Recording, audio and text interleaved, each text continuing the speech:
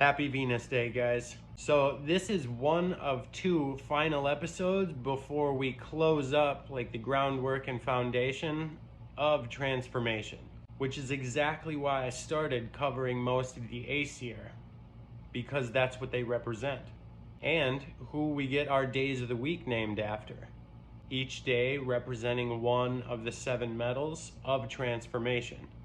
But being that Venus Day, Briggs Day, Friday, is more linked to nature, that's exactly how we're going to close this up. Nature as the provider, or providers in this case. Now, as the Aesir are more warrior-like and represent transformation, the Vanir are more peaceful providers and linked to nature. The two most common names that come to mind when you think of the Vanir, even though one of them stays with the Aesir, Freya and Frey. Now on Moon's Day, Freya is getting her own episode, so as much depth as there is to her, I'm not going to go over all of that today.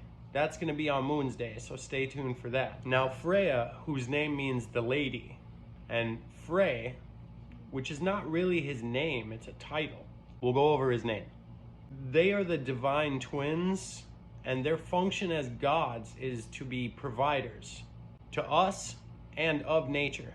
As all gods do, they each have their own responsibilities, jobs, things they're connected to, but where they mesh, where they have common ground as twins, is in fertility, growth, pleasure, and material well-being. Starting with Freya, she not only rules over, but is the goddess of magic, which is exactly why she'll be getting her own full episode on Moon's Day, coming up. She is also connected to prosperity, growth, and again, material well-being. The golden sow is her animal, just as the golden boar is Frey's. Her cosmic aspect is solar, which in Germanic culture is feminine, and in Germany today, they actually still reference this on a hot day.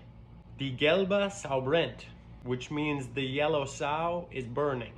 Moving on to Frey, as I mentioned, that's not really his name, but it's a title that means Lord. One of his other titles, which ties into that, is Frey, the god of this world. His true name can be found in the Ingwas rune, which translates literally to the seed or the god Ing. He is connected to creation, growth, and fertility. He is also the most independent of Odin, and either due to or because of this, they have very little conflict between them. And if you know the story of how he lost his sword, he was able to sit in Odin's throne while he wasn't there and still see all the realms. And although he is in Ragnarok, so therefore connected to war, he is often more connected to peace and prosperity and having a good time. And the people of the north used to honor him during midsummer with offerings in hopes of good harvest and peace. Now moving on to their father, Njord. He's most often connected to wealth, prosperity, and the sea. So he was probably pretty important for anybody faring it.